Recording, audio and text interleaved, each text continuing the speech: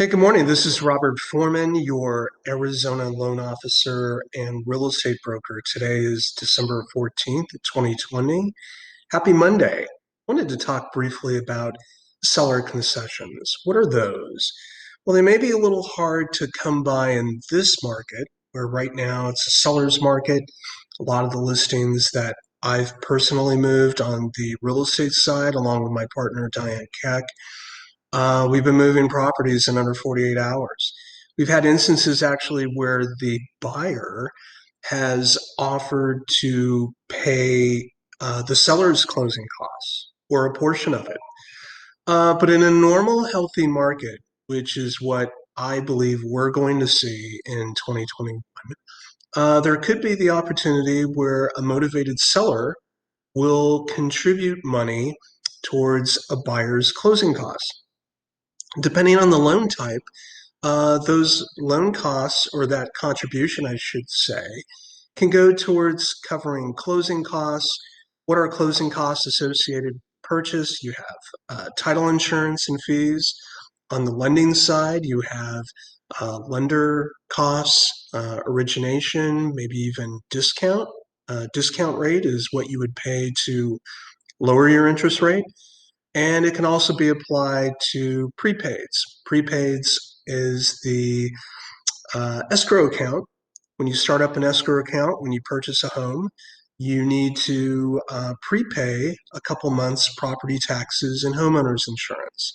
So some of those monies, again, depending on the loan type and the occupancy, can be used, uh, or that seller concession can be used for those costs.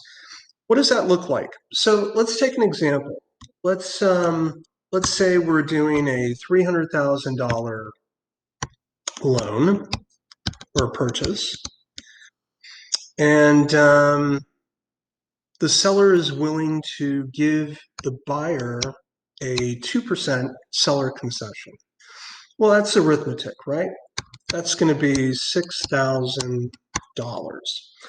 So that $6,000 can be applied towards the aforementioned closing costs. Now, depending on your loan type, you could actually ask for more money. So for an FHA loan, the seller can actually contribute up to 6%. For a VA loan,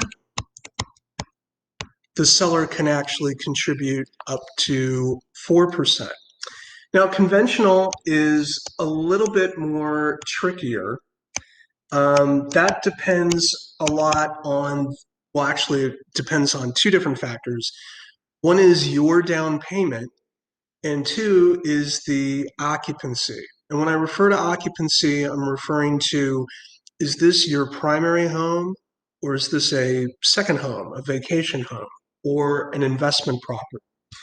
If this is a primary home, depending on your down payment, the seller can contribute anywhere from 3 to 9% of the purchase price towards your concession. Speaking of concessions, there is something that I do with all of my purchase clients, and that is give them a concession, if you will, or a closing cost rebate from my commissions. So, for example, on the same $300,000 home, let's say the seller is paying me 3% commission, which would be $9,000. For my clients, when I represent them, I give them a rebate of 25% of that $9,000. And again, that's money that you can use towards your closing costs, buying down your rate. Again, it all depends on the occupancy and the loan type. To learn more about my buyer incentives as well as the seller concessions, give me a call or direct message me through LinkedIn. I'm happy to answer any of your questions and do whatever I need to do to earn your business. Hope you have a happy Monday. We'll talk soon.